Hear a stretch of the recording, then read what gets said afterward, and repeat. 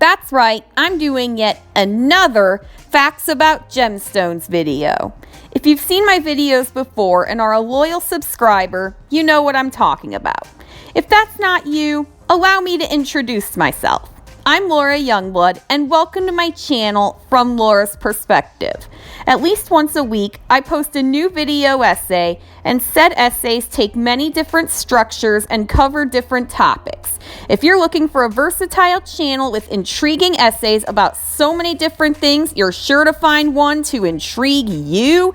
Then all you have to do is click subscribe. You might also want to tap the bell icon, unless you don't want to get notified about content I've posted that might interest you. Today's video, 6 Facts About Topaz, takes the structure of fun facts essays, and hence its name. I will spend the duration of this video sharing 6 pieces of information most people don't know about the yellow glowing gemstone known as topaz. Now that we're all caught up, let's start with fact number 1. First, we're going to speculate on where topaz's name might have come from. There are many possibilities about where the topaz's name comes from, and linguists and historians debate this with great fervor. The Greek term topazos may derive from the name of an island in the Red Sea called Topazios. Most likely, this was the island of Ziberget, Zabergod, etc. This island's name Topazios again derives from the word topazin or topazane, meaning to seek or to suspect, because the island was mostly hidden by fog and thus hard to find. In the Septuagint, a Greek translation of the Hebrew Bible, Pitta, the Hebrew name of the second stone in the breastplate of the high priest, is given as topazos. The American mineralogist and gem collector George Frederick Coons, in whose honor the mineral kunzite was christened, assumed the root of pitta to lie in the Sanskrit word pitta, meaning yellow, and concluded that this may indeed have meant the mineral which today is known as topaz. The counter-argument, of course, is that in ancient times, topaz denoted green gemstones. However, other Greek scripts, for example, of the Greek geographer, philosopher, and historian Strabo, who lived around the time of Christ's birth, also allude to this interpretation. For fact number 2, we're going to learn the broad answer to the question of where in the world does topaz come from? A lot of gemstones are indigenous to one particular country or part of the world, like the emeralds from Colombia or the tanzanite from Tanzania, but not the topaz. These gemstones have a melting pot of origins coming from mine deposits in all countries and continents. In fact, one of the first topaz stones was found in Germany and another one was found in Brazil. In addition to the aforementioned countries, topaz has been mined in Russia, Zimbabwe, the United States, and many other countries. There are even large mines in the western desert of Utah where people come from all around the world to mine their own topaz. Next, we're going to learn a little mistake that's been made about white topaz. Surely the concept of one gemstone being mistaken for another isn't completely foreign to you, especially if you've seen my video on garnets and watched it the whole way through. You know that some people haven't been able to tell garnets apart from glass stones. If you haven't seen that video, I highly suggest you check it out.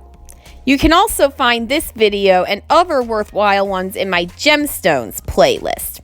Going back to topaz, a 1,680 carat topaz was mined in Brazil and named the Braganza diamond. This stone was set in the Portuguese crown and was believed to be one of the largest diamonds ever found.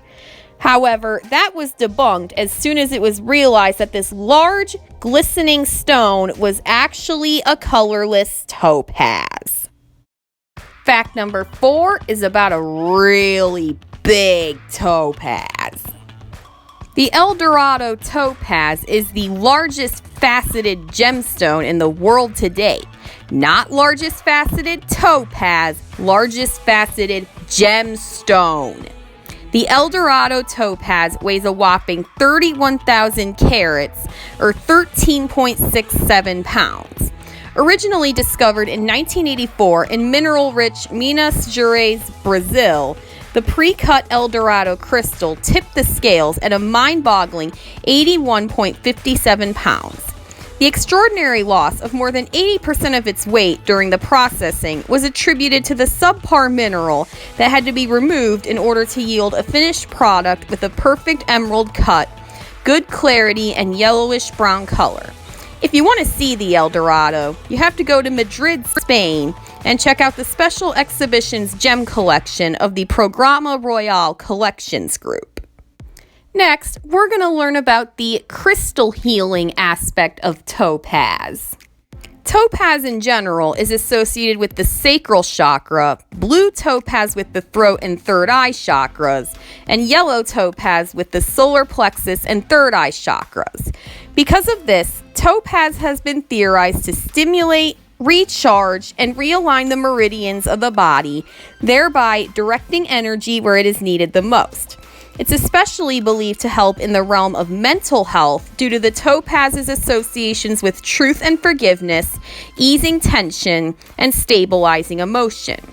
Speaking of mental health, I've also made a video all about the social stigma of mental illness, which can be found under the playlist Politics, Society, and Culture. This is just one of many videos I make about social justice issues in addition to my videos about gemstones. If that's something you're also into, that's just one more reason to subscribe to my channel as a token of your investment in my content.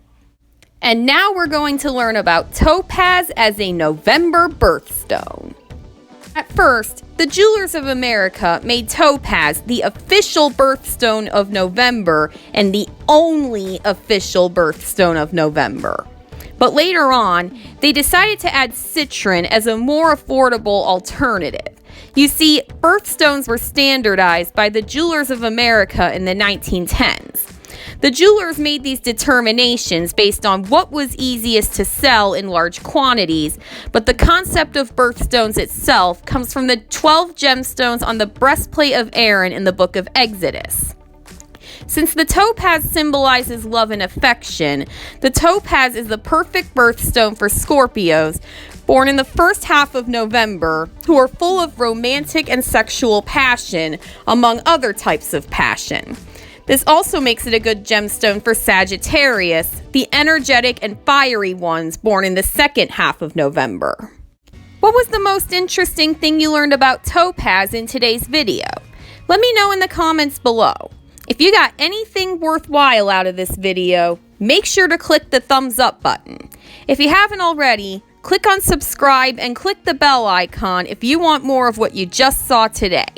You can see even more content of mine like this by clicking the links on your screen.